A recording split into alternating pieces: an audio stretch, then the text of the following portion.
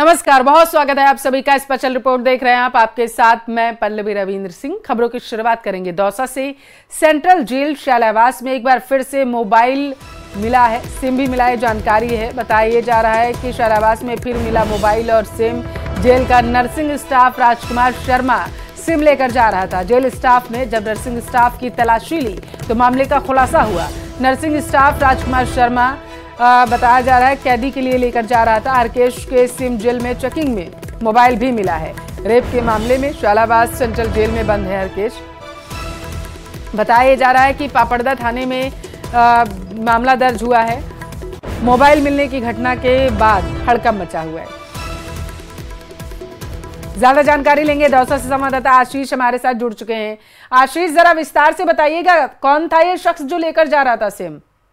बिल्कुल, एक बार फिर जो नर्सिंग कर्मी है उसकी मिलीभगत सामने आई है। नर्सिंग कर्मी अपनी जेब में पॉकेट में ये लेकर जा रहा था, सिम लेकर जा रहा था। जब उसकी जेल के गेट पर चेकिंग हुई तो उसके पास सिम मिली और जब उससे पूछताछ की तो उसने बताया कि एक बलात्कार का एक आरोपी कैदी है अंदर, हरकेश, उसके लेके वो सिम लेकर जा रहा था। उसके बाद जेल प्रशासन ने अंदर सर्च ऑपरेशन चलाया। सर्च ऑपरेशन में एक मोबाइल भी मिला है। अब इस संबंध में पापड़दा थाने में मुकदमा दर्ज हो गया है मोबाइल और सिम मिलने की घटना के बाद, क्योंकि सेंट्रल जेल शैलावास काफी दिनों से विवादों के में घेरे में है, क्योंकि यहाँ से राजस्थान के मुख्यमंत्री भजनलाल शर्मा को 2 बार धमकी दी जा चुकी है और आए दिन यहाँ पर मोबाइल और सिम मिलते हैं। आज एक जो नर्सिंग कर्मी है वो सिम लेकर जा रहा था, अंदर मोबाइल भी मिला है। मोबाइल कितने दिन से उपयोग में लिया जा रहा था, ये बड़ा सवाल खड़ा करता है कि आखिर इतनी सरकार के द्वारा सख्ती होने के बावजूद भी जेल के अंदर मोबाइल कैसे जा रहे हैं, क्योंकि पिछले दिनों काफी निलंबन की कार्रवाइयां हुई हैं, उसके बावजूद भी जेल प्रशासन की मिलीभगत रहती है, कभी नर्सिंग स्टाफ की मिलीभगत रहती है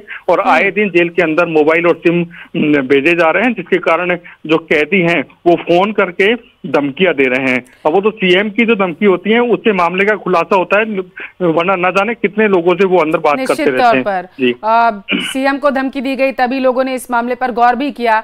आशीष, जरा ये बताइएगा, क्या कुछ लोगों को डिटेन भी किया गया पूछताछ के लिए? बिल्कुल, जो राजकुमार शर्मा है नर्सिंग कर्मी, उसको डिटेन करने के बाद गिरफ्तार भी कर लिया गया है। उसको पापड़दा थाना पुलिस ने गिरफ्तार कर लिया है।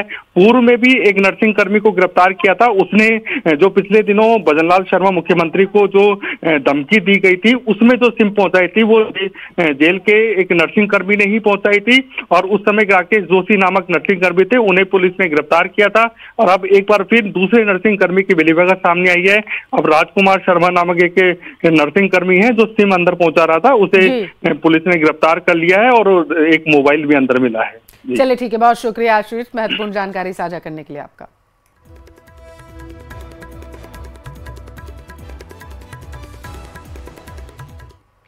तो आज से नवरात्रि की शुरुआत हो चुकी है। उत्तर प्रदेश के सीएम योगी आदित्यनाथ ने नवरात्र पर मीट की दुकानों को लेकर एक अहम निर्देश दिया। सीएम योगी ने कहा कि नवरात्रि के 9 दिनों तक मंदिरों के आसपास अंडा, मांस की दुकानें नहीं होनी चाहिए। उन्होंने कहा कि प्रशासन सुनिश्चित कराए कि कहीं अवैध स्लॉटरिंग तो नहीं हो रही है।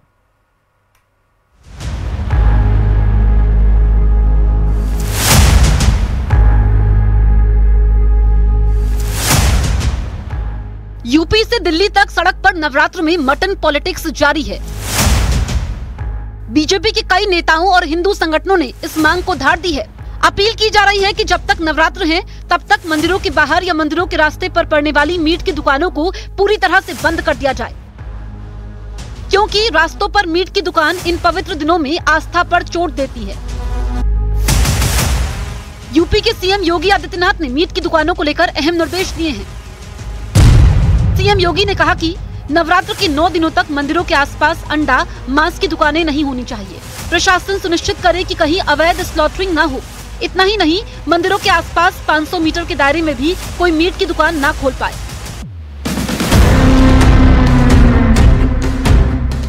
सीएम के इस निर्देश के बाद अयोध्या के संतों ने सीएम योगी को एक और चिट्ठी लिखी। मांग की गई है कि रामनवमी और नवरात्र पर अयोध्या में 14 कोस की परिधि के अंदर मांस के साथ साथ मदिरा की बिक्री पर भी रोक लगे। पत्र में हमारी मांग है कि अयोध्या सनातन की केंद्र है, अयोध्या सनातन धर्म की राजधानी है और पूर्व से रही है। आज भी अयोध्या के प्रति संपूर्ण विश्व का एक आस्था है, विश्वास है, इसलिए लोग अयोध्या आते हैं। अयोध्या आते हैं, कुछ यहाँ से सीखना चाहते हैं, संस्कार पाना चाहते हैं।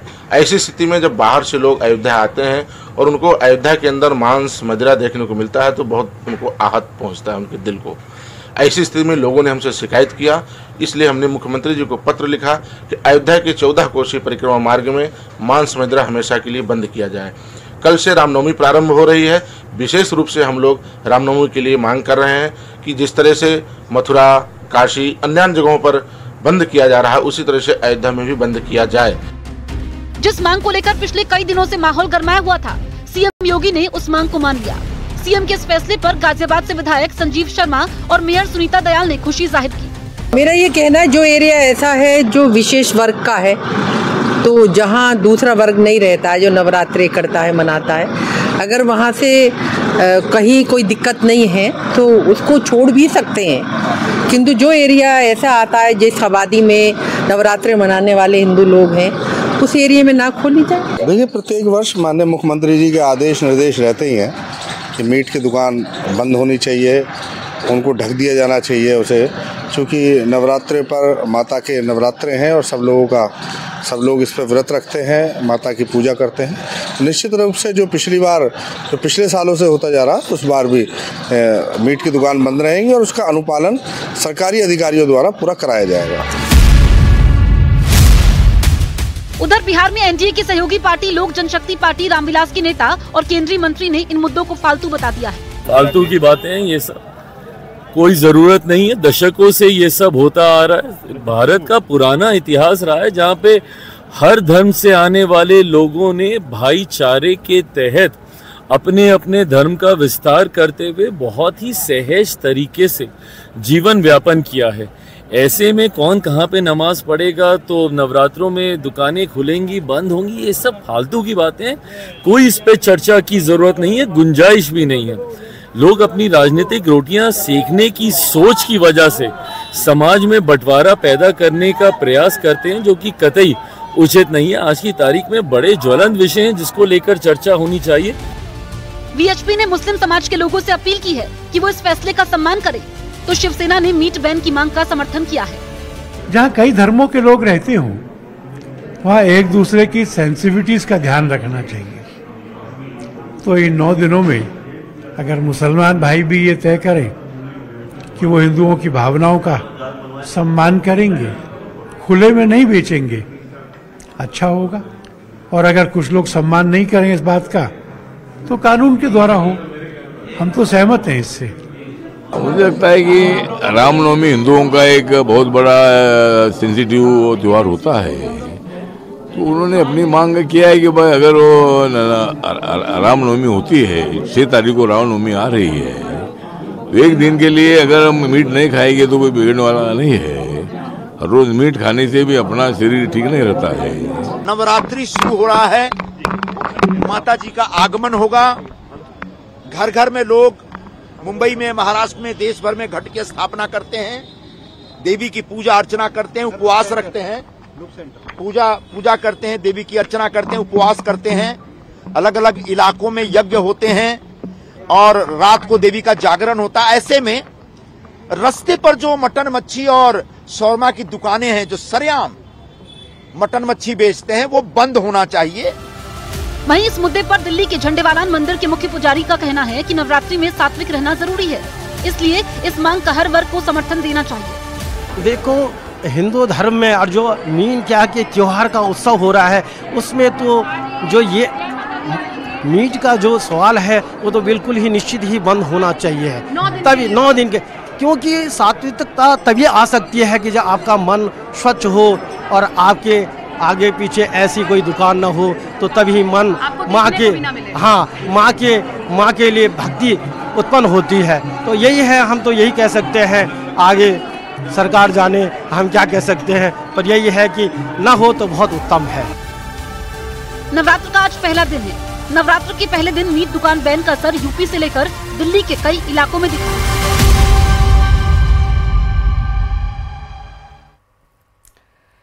इत्तेहादे मिल्लत काउंसिल चीफ मौलाना तौकीर रजा ने ईद को लेकर भड़काऊ बयान दिया।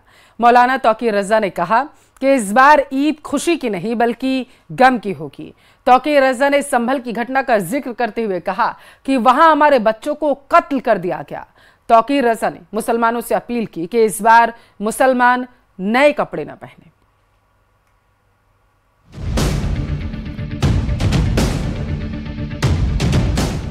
संभल का सियासी शोर हर दिन जोर पकड़ रहा है। कभी मस्जिद, कभी हिंसा, तो कभी चौकी का शोर संभल के चाक चौराहों से होकर देश भर में सुनाई दे रहा है। एक बार फिर संभल चलो की आवाज तेज हो गई है। इस बार ये आवाज इत्तेहाद-ए-मिल्लत काउंसिल चीफ मौलाना ताकिर रजा ने उठाई है, जिन्होंने मुस्लिमों से अपील की है कि ईद के बाद वो संभल कूच करें। इतना ही नहीं, ताकिर रजा ने दावा किया है कि भारत के जितने सांसद सेकुलरिज्म में यकीन रखते हैं वो उन सभी से संपर्क कर रहे हैं। ईद के बाद इंशाल्लाह संभल में धरना दिया जाएगा। जब तक वहाँ का प्रशासन चेंज नहीं होगा तब तक वहाँ धरना जारी रखा जाएगा और इंशाल्लाह बरेली से हम कूच करेंगे संभल के लिए, और संभल से तब तक नहीं हटेंगे जब तक ये तमाम व्यवस्था ठीक नहीं की जाएगी और वहाँ की उच्च स्तरीय जांच कायदे से नहीं होगी। ताकिर रजा ने आरोप लगाया है कि सीओ संभल के जरिए देश का माहौल बिगाड़ने का काम हो रहा है। सीओ अपने बयान से हिंदू मुस्लिम एकता को खंड खंड कर रहे हैं। संभल में नवंबर 2024 में जामा मस्जिद के एक अदालती आदेश के सर्वेक्षण के दौरान हिंसा भड़क उठी थी, जिसमें 5 लोगों की मौत हुई थी। ताकिर रजा उन लड़कों की मौत का मुद्दा एक बार फिर सुलझाने में लगे हैं। ताकिर रजा ने हिंसा में मारे गए लोगों का जिक्र किया और मुस्लिम समाज के लोगों से अपील की कि वो इस बार ईद की खुशी ना मनाएं, इस ईद को गम की तरह मनाएं। नए कपड़े ना पहने, गले ना मिले, मिठाई ना खिलाएं। गमगीन ईद हिंसा में मारे गए लड़कों के लिए श्रद्धांजलि होगी। संभल में जो कुछ हुआ उसका जिक्र करने की जरूरत नहीं है। इस किस्म का माहौल पूरे हिंदुस्तान का है। ऐसे हालात में ईद सईद आई है। इस साल फैसला यह किया गया है कि इस साल हम तमाम लोग ईद को बहुत सादगी के साथ, नए कपड़े नहीं पहने जाएंगे, क्योंकि हमारे बच्चों को कत्ल किया गया है, हमारे बच्चों को गिरफ्तार किया गया है, झूठा जेलों में डाला गया है। उनके घरों में जैसी ईद होगी वो नए कपड़े नहीं पहन पाएंगे। हमें भी नए कपड़े उनके खिराज अकीदत के लिए हम उनके गम में बराबर के शरीक हैं, ये बताने के लिए हमें उनके तरह ईद मनानी चाहिए और उनके हिमायत में हम नए कपड़े इस साल ईद में नहीं पहनेंगे। किसी किस्म का मेला ठेला और नुमाइश वगैरह ये सब नहीं की जाएगी, खुशियां नहीं मनाई जाएंगी। रजा के भड़काऊ बोल के बीच खबर है कि संबंध में बन रही सत्यव्रत चौकी का उद्घाटन 6 अप्रैल यानी रामनवमी के दिन करने का विचार किया जा रहा है। एक किले की तरह इस चौकी को मजबूत बनाया गया है। चौकी की दीवार से लेकर दरवाजे तक सब कुछ मजबूती के लिहाज से बेजोड़ है। संभल के जामा मस्जिद के सामने बनाई जा रही सत्यव्रत पुलिस चौकी, जो एक हाईटेक पुलिस चौकी है, वहीं इसमें हाईटेक सीसीटीवी कैमरा मॉनिटरिंग का कंट्रोल रूम बनाया जाएगा और इस सीसीटीवी कैमरा कंट्रोल रूम के साथ बनने वाली सत्यव्रत पुलिस चौकी का 100 दिन पूरा होने के बाद रामनवमी को उद्घाटन होना है। इस पुलिस चौकी में सबसे अहम चीज ये कि जो आपको बोर्ड नजर आ रहा है, यहाँ पर आपको वैदिक मंत्रोच्चारण के बाद इसी जगह पर एक शिलाखंड चिपकाया जाएगा जो पृथ्वीराज चौहान और दशावतार से संबंधित होगा। यानी कल्कि महाराज जो कल्कि मंदिर है उससे संबंधित यहाँ पर कई सारी ऐतिहासिक और प्राचीन चीज़ें इस जगह पर आपको नजर आएंगी, जिसमें कई सारे मंत्रोच्चारण होंगे और वैदिक मंत्रोच्चारण के साथ ही यहीं पर उद्घाटन होगा। तो कुल मिला के अब रामनवमी का इंतजार है और पुलिस अधिकारी और प्रशासन यहाँ पर जोर तोड़ से मेहनत करके यहाँ पर रोजाना कोशिश कर रहा है कि जल्द से जल्द इस पुलिस चौकी को सुचारू किया जाए और इसीलिए यहाँ पर हर पल मजदूरों की संख्या बढ़ाई गई है। जो लोहे के गेट हैं वो लगाए जा रहे हैं और पुलिस की कोशिश यही है कि रामनवमी के दिन यानी 6 अप्रैल को इसी जगह पर उद्घाटन समारोह होगा और सत्यव्रत पुलिस चौकी अपनी पूरी कार्यशैली में आ जाएगी। संभल के जरिए हर कोई अपनी रोटियां सेकने में लगा है। कोई मुस्लिम कार्ड खेलकर मुस्लिमों की नजर में उनका हिमायती बनने की कोशिश कर रहा है, तो कोई अपनी साख को मजबूत दिखाने के लिए दनादन फैसले ले रहा है। रूस और यूक्रेन के बीच चल रही जंग के बीच एक बड़ी खबर आई है। मॉस्को में पुतिन की कार में जोरदार ब्लास्ट हुआ और ब्लास्ट होने के बाद कार में आग लग गई। देखते ही देखते पुतिन के बेड़े की कार आग की गोले में बदल गई। रूसी सुरक्षा एजेंसी FSB के मुख्यालय के पास ये घटना हुई। कुछ दिन पहले ही ज़ेलेंस्की ने एक इंटरव्यू में पुतिन की मौत की भविष्यवाणी की थी।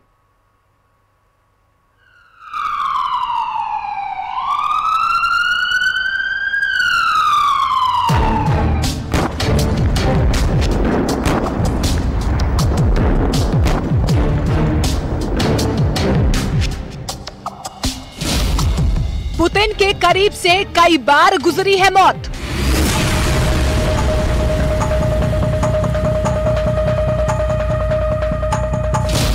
सुपर कार ने रूसी राष्ट्रपति की बचाई थी जान।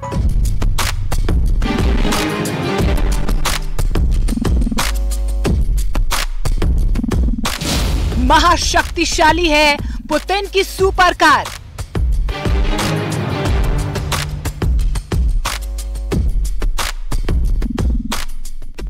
क्या कभी किसी ने ये सोचा होगा दुनिया में सबसे ताकतवर नेताओं में शुमार रूस के राष्ट्रपति व्लादिमीर पुतिन की सुरक्षा में चूक हो सकती है, और वो भी रूस की राजधानी मॉस्को में। क्रेमलिन पर हुए ड्रोन अटैक से पूरी दुनिया में खलबली मची हुई है।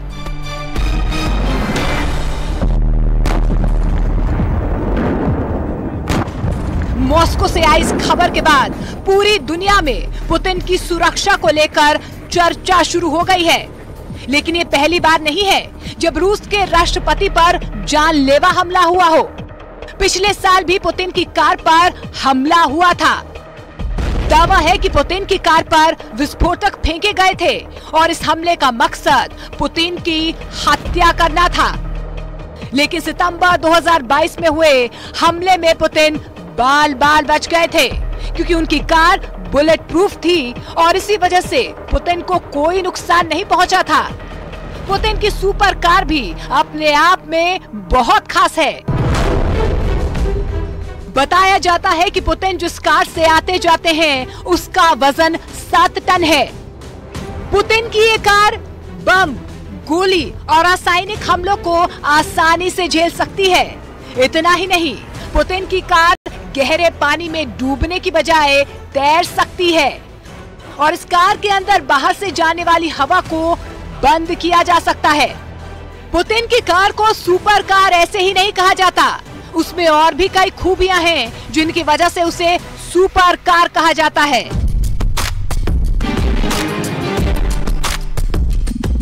बताया जाता है कि इमरजेंसी हालात में ये कार खुद ही ऑक्सीजन जनरेट कर सकती है और रासायनिक हमला होने या फिर पानी में तैरने के दौरान कार को पूरी तरह से सील किया जा सकता है। और ऐसे में अंदर बैठे लोगों के लिए ऑक्सीजन जनरेटर लगा हुआ है। खास बात यह है कि इस कार में 4.4 लीटर का V8 इंजन लगा है, जिससे 860 हॉर्स पावर की ताकत पैदा होती है, जिससे 7 टन वजनी कार चंद सेकंड में ही हाई स्पीड पर दौड़ पाती है।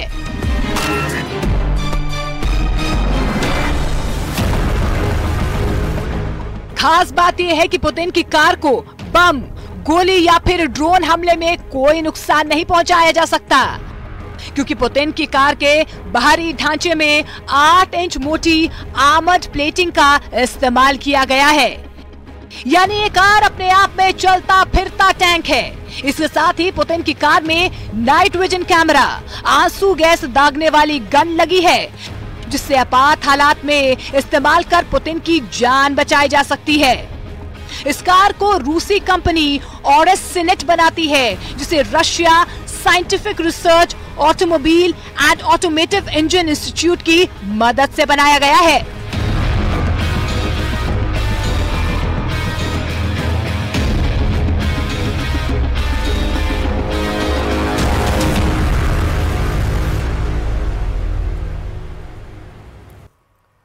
रूस के राष्ट्रपति के बेड़े में शामिल जिस कार में विस्फोट हुआ वो कोई मामूली कार नहीं थी।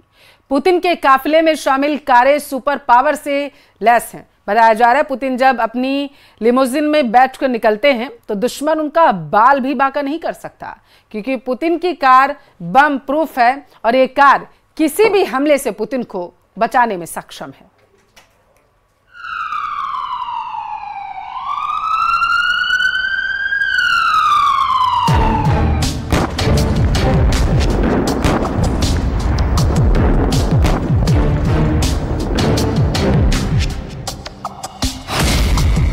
पुतिन के करीब से कई बार गुजरी है मौत।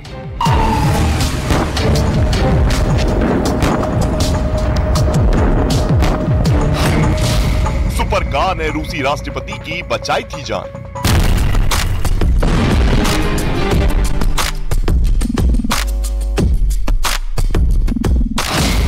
महाशक्तिशाली है पुतिन की सुपर कार।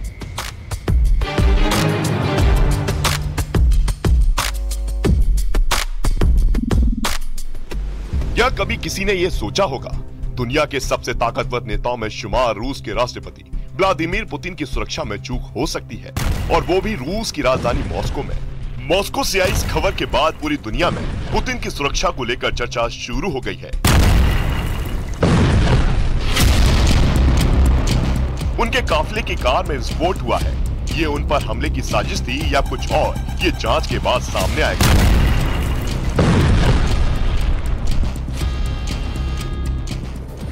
लेकिन रूस के राष्ट्रपति पर इससे पहले जानलेवा हमले हो चुके हैं। 2022 में पुतिन की कार पर हमला हुआ था। दावा है कि पुतिन की कार पर विस्फोटक फेंके गए थे और इस हमले का मकसद पुतिन की हत्या करना था। लेकिन सितंबर 2022 में हुए इस हमले में पुतिन बाल बाल बच गए थे, क्योंकि उनकी कार बुलेट प्रूफ थी और इसी वजह से पुतिन की सुपर कार अपने आप में बहुत खास है।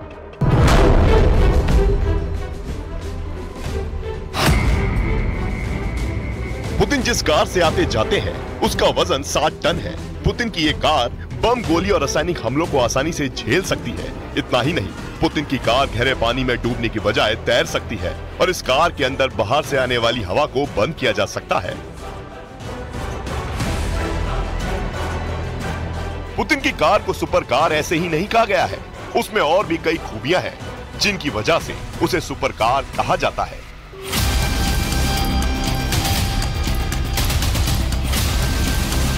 बताया जाता है कि इमरजेंसी हालात में ये कार खुद ही ऑक्सीजन जनरेट कर सकती है और रासायनिक हमला होने पर या फिर पानी में तैरने के दौरान कार को पूरी तरह से सील किया जा सकता है, और ऐसे में अंदर बैठे लोगों के लिए ऑक्सीजन जनरेटर लगा हुआ है। खास बात यह है कि इस कार में 4.4 लीटर का V8 इंजन लगा है, जिससे 860 हॉर्स पावर की ताकत पैदा होती है, जिससे 60 टन वजनी कार चंद सेकंड में ही हाई स्पीड पर दौड़ पाती है। और चलिए इसी के साथ फिलहाल के लिए इस बुलेटिन में बस इतना ही। एक ब्रेक के लिए रुकेंगे।